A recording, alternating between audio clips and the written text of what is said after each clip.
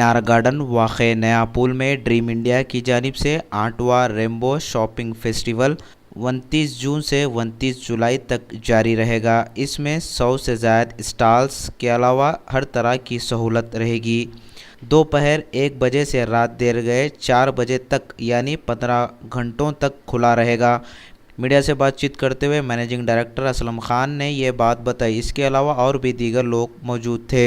Welcome to the Dream India Presents 8th Rainbow Shopping Festival. I am Aslam Khan, Managing Director of Panache Production.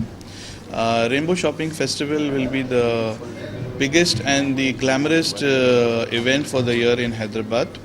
And we are proud to present this exhibition in Hyderabad in the month of Ramzan. It's a 30-day long exhibition consisting of a lot of stalls coming down from all over India and Pakistan, Indonesia, Bangladesh and China.